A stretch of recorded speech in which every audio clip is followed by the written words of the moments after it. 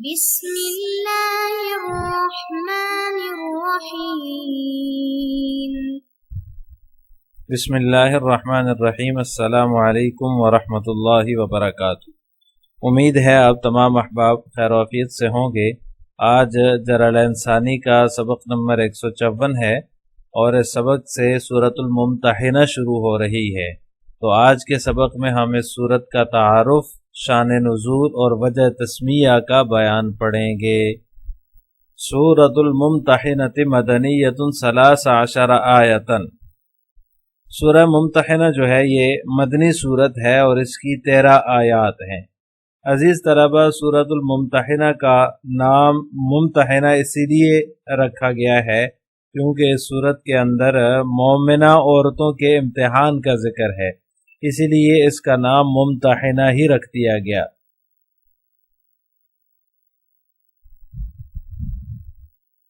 اس سورت کے اندر 13 آیات ہیں، 2 رکوع ہیں، اور علماء فرماتے ہیں کہ یہ سورت مدنی سورت ہے، یعنی مدینہ منورہ میں نازل ہوئی ہے۔ ابن عباس رضی اللہ تعالیٰ عنہما اور اسی طرح علامہ قرطبی رحمہ اللہ تعالیٰ کا بھی یہی قول ہے، بلکہ انہوں نے تو یہ ذکر کیا ہے کہ سب علماء کا اس پر اتفاق ہے کہ سورہ ممتحنہ مدنی سورت ہے۔ اس سورت کے اندر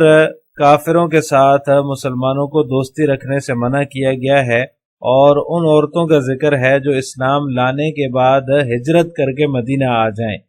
اسی طرح جو ہے وہ اسوہ ابراہیمی کا بھی بیان ہے، ترک موالات پر مسلمانوں کو تسلی دی گئی ہے، اور اسی طرح مسلمان عورتوں کے امتحان کا بھی آخر میں بیان ہے۔ دراصل یہ سورت صلح حدیبیہ اور فتح مکہ کے درمیانی عرصے میں نازل ہوئی ہے۔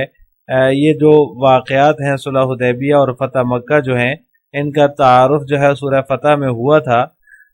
اس سورت کے بنیادی جو مضامین ہیں وہ 2 ہیں۔ ایک تو صلح حدیبیہ کی جو شرائط تھیں ان میں جو بات طے ہوئی تھی کہ اگر مکہ مکرمہ سے کوئی شخص مسلمان ہو کر مدینہ آ جائے تو مسلمان اس کو واپس کرنے کے پابند ہوں گے۔ اس کا اطلاق مسلمان ہو کر آنے والی عورتوں پر نہیں ہوگا، یعنی مرد اگر کوئی مسلمان ہو کر آئے گا تو اس کو واپس کیا جائے گا، لیکن کوئی عورت اگر مسلمان ہو کر آتی ہے تو اس کو واپس نہیں کیا جائے گا۔ نبی کریم صلی اللہ علیہ وسلم جو ہے وہ اس بات کا جائزہ لیں گے، دیکھیں گے، امتحان لیں گے کہ کیا واقعی مسلمان ہو کر آنے والی جو عورت ہے یہ واقعی مسلمان ہوئی ہے یا نہیں ہوئی ہے، تو پھر اسے واپس بھیجا جائے گا۔ اگر وہ شادی شدہ ہو اور اس کا شوہر مکہ مکرمہ میں ہو تو اس کے نکاح اور مہر وغیرہ کے متعلق جو احکام ہیں وہ کیا ہوں گے، وہ بھی اس صورت میں جو ہے وہ بیان فرمائے گئے ہیں۔ اور اسی طرح جن مسلمانوں کے نکاح میں ابھی تک مشرک عورتیں ہیں، بت پرست عورتیں ہیں، ان کے بارے میں یہ حکم دیا گیا ہے کہ اب وہ اس کے بعد جو ہے وہ مسلمانوں کے نکاح میں نہیں رہ سکتی۔ چونکہ اس صورت کے اندر ان عورتوں کا امتحان یا جائزہ لینے کا حکم دیا گیا ہے تو اسی وجہ سے سورت کا نام بھی سورۃ الممتحنہ ہے، یعنی امتحان لینے والی۔ تو ایک موضوع تو یہ ہوا، اور دوسرا موضوع اس صورت کا یہ ہے کہ مسلمانوں کے لیے غیر مسلموں سے کسی قسم کے تعلقات رکھنا ناجائز ہیں، یعنی کہ تعلقات بھی پھر 2 قسم کے ہیں، ان میں سے کچھ تعلقات جو ہیں وہ جائز ہیں اور کچھ ناجائز ہیں۔ یعنی سورت کے شروع کے اندر ہی اس مسئلے کو بیان کیا گیا ہے، پہلی آیات کے اندر ہی، کہ کس قسم کے تعلقات ہوں گے، تو کس قسم کے تعلقات جائز ہیں اور کس قسم کے ناجائز ہیں۔ تو لہٰذا سورت کی ابتدا ہی اس حکم سے کی گئی ہے کہ مسلمانوں کو دشمنوں سے خصوصی تعلق نہیں رکھنا چاہیے، خصوصی دوستی نہیں رکھنی چاہیے، دلی دوستی نہیں رکھنی چاہیے۔ صلح حدیبیہ کے موقع پر جو معاہدہ ہوا تھا، مکہ مکرمہ کے جو کفار تھے ان کفار نے اس معاہدے کو اگلے 2 سال کے اندر اندر ہی جو ہے وہ ختم کر دیا۔ آپ صلی اللہ علیہ وسلم نے ان لوگوں پر یہ واضح فرما دیا کہ اب وہ معاہدہ باقی نہیں ہے۔ اس کے بعد مکہ مکرمہ پر جو ہے وہ کفار کے اوپر جو ہے وہ یلغار کرنے کے لیے آپ صلی اللہ علیہ وسلم نے تیاری شروع کر دی، لیکن ساتھ ہی یہ کوشش بھی تھی کہ قریش کے لوگوں کو آپ کی تیاری کا علم نہ ہو۔ یعنی یہ جو سورت ہے سورت الممتحنہ، اس کا شان نزول یہ ہے کہ آپ صلی اللہ علیہ وسلم نے جب انہوں نے معاہدہ توڑ دیا تو آپ نے پھر جو ہے وہ فتح مکہ کے اوپر حملہ کرنے کی تیاری شروع کر دی۔ تو جو حضرت حاتب بن ابی بلتہ رضی اللہ تعالیٰ عنہ تھے، ان کے بارے میں آتا ہے کہ وہ ایک ایسے بزرگ صحابی تھے جو اصل میں یمن کے باشندے تھے، مکہ مکرمہ میں آ کر وہ رہائش پذیر ہو گئے تھے، لیکن ان کا کوئی قبیلہ نہیں تھا، وہاں ان کے کوئی رشتہ دار نہیں تھے۔ پھر جب مسلمانوں نے مکہ سے مدینہ ہجرت کی تو وہ مدینہ ہجرت کر کے چلے گئے، لیکن جو ان کے گھر والے تھے، اہل و عیال تھے، وہ مدینہ منورہ نہیں آ سکے بلکہ مکہ مکرمہ میں ہی مقیم تھے۔ ان کے بارے میں حضرت حاتب بن ابی بلتہ رضی اللہ تعالیٰ عنہ کو یہ خطرہ محسوس ہوا کہ کہیں جو قریش مکہ ہیں وہ ان کو کوئی نقصان نہ پہنچا دیں، انہیں جو ہے وہ کسی قسم کی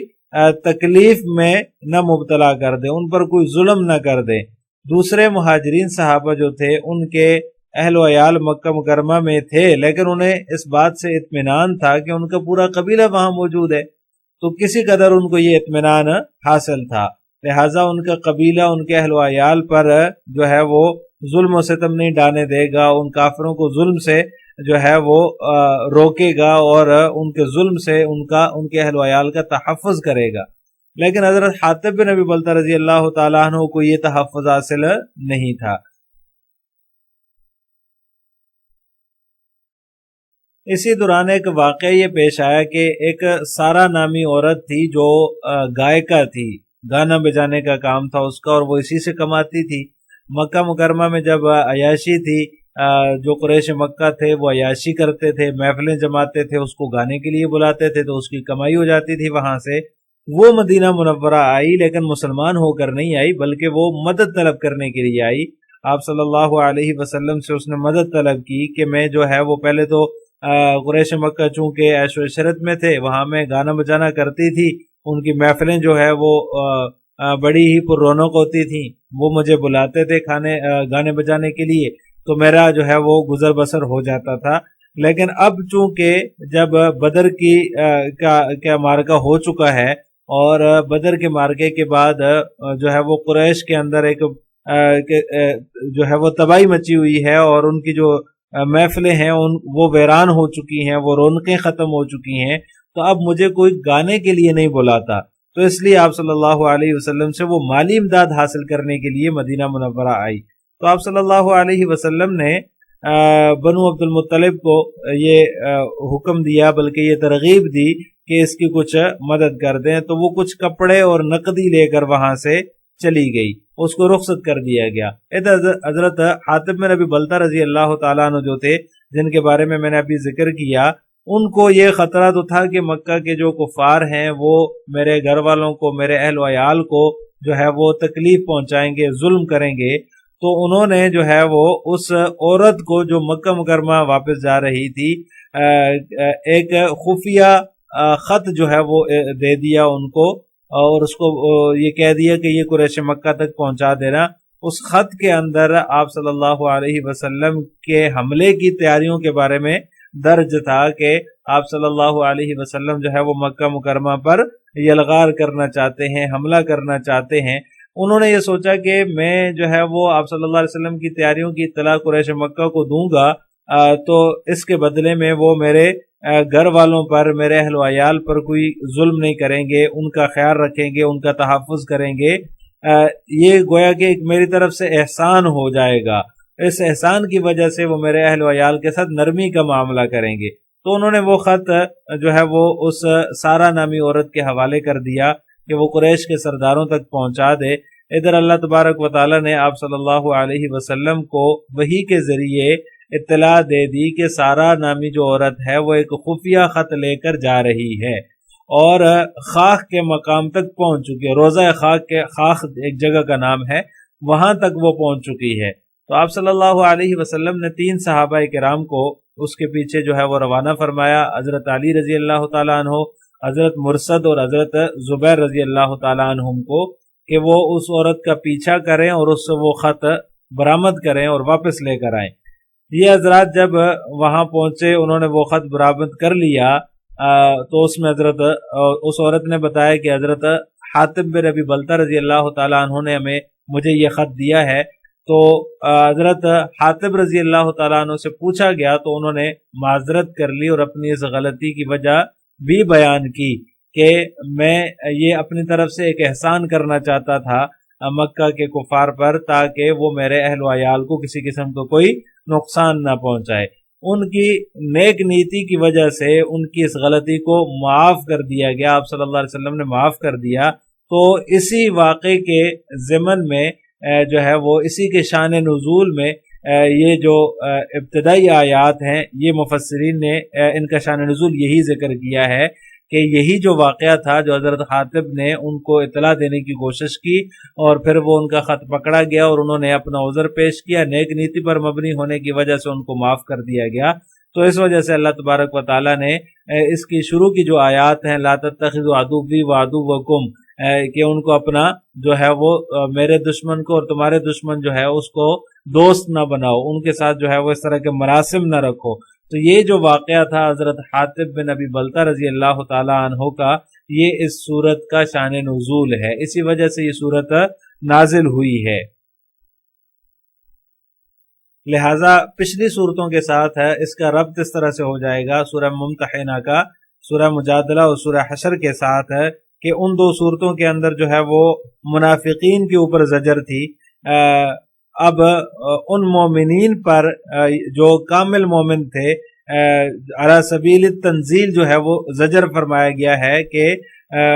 ان سے جو کوتاہی ہوئی ہے، جس طرح کہ حضرت حاتب بن ابی بلتہ رضی اللہ تعالیٰ عنہ کا بھی ایک واقعہ ہے، تو ان کو جو ہے وہ تنبیہ فرمائی جا رہی ہے اس صورت کے اندر۔ تو اس طرح سے اس صورت کا گزشتہ صورتوں کے ساتھ ربط بھی ہو جائے گا۔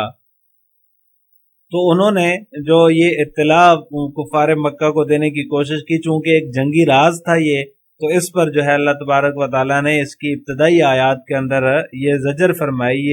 یہ تنبیہ فرمائی کہ یہ تو تمہارے دشمن ہیں، میرے بھی دشمن ہیں اور تمہارے بھی دشمن ہیں۔ یہ نہیں ہے کہ تم ان کے ساتھ دوستی نبھاؤ گے تو یہ تمہیں کوئی فائدہ پہنچائیں گے، بلکہ یہ تو تمہارے دشمن ہیں اور جہاں کہیں بھی تمہیں پالیں گے اپنی عداوت کا، اپنی دشمنی کا اظہار کریں گے اور تمہیں جو ہے وہ نقصان پہنچائیں گے۔ ابھی تو ان لوگوں نے تمہیں بھی اور آپ صلی اللہ علیہ وسلم کو بھی مکہ سے نکالا ہے، تو لہٰذا یہ لوگ دوستی کے قابل نہیں ہیں بلکہ دشمن ہیں، ان سے دلی دوستی نہ لگاؤ۔ تو لہٰذا ایسے کفار سے جو آخرت سے جو ہے وہ محروم ہیں، ان کا آخرت میں کوئی حصہ نہیں ہے، ان سے آپ دوستی نہ کرو، کیونکہ کفر اور شرک کی وجہ سے آخرت میں ان کا کوئی حصہ نہیں ہے۔ وہ اسی طرح آخرت کے ثواب سے، آخرت کے اجر سے محروم ہیں جس طرح کہ وہ کافر محروم ہیں جو مر چکے ہیں۔ اور پھر جو ہے وہ اس صورت کے آخر میں مومنات جو مہاجرات تھیں، ان سے پہلے تو ان کا امتحان لینے کا، ان سے جائزہ لینے کا ذکر ہے کہ ان کا جائزہ لیا جائے کہ واقعی وہ مومنہ ہیں بھی کہ نہیں۔ اگر اطمینان ہو جائے وہ واقعی مومن ہے تو پھر انہیں مشرکین کے حوالے نہ کرو۔ اور پھر اس کے ساتھ ہی ان سے بیعت لینے کا بھی ذکر ہے، کچھ شرائط بیعت کی ذکر کی گئی ہیں کہ جو ہے اللہ کے ساتھ شرک نہیں کریں گی، چوری نہیں کریں گی، بدکاری نہیں کریں گی، اولاد کو قتل نہیں کریں گی، کسی پر بہتان نہیں باندھیں گی، اور اسی طرح آپ صلی اللہ علیہ وسلم کی نافرمانی نہیں کریں گی۔ ان سب باتوں پر ان عورتوں سے بیعت لے لو، اس کا بھی بیان ہے۔ آخر میں آپ حضرات سے دو سوال ہے۔ نمبر 1، سورۃ الممتحنہ میں کس صحابی پر زجر کا بیان ہے؟ نمبر 2، یعنی ان صحابی کا نام ذکر کرنا ہے۔ نمبر 2، گانا بجانے والی عورت کا کیا واقعہ ہے؟ ان دونوں سوالوں کا جواب آپ نے کمنٹ باکس میں دینا ہے۔ السلام علیکم ورحمۃ اللہ وبرکاتہ۔